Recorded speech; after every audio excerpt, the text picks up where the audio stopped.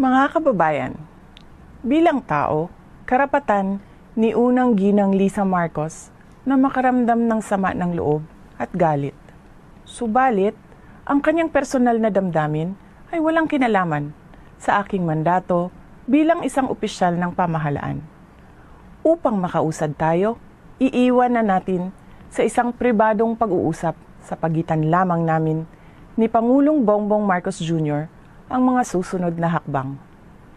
Mga kaigsuunan, nag-atubang ang ato ang nasod ug dagkong mga problema nga kinahanglang solusyonan sa gobyerno.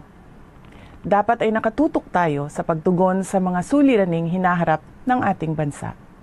Patuloy ang pagtaas ng presyo ng pagkain at iba pang mga bilihin. At ito ay mas nagpapahirap pa sa dinaranas na gutom o kawalan ng sapat na pagkain ng mahihirap nating kababayan.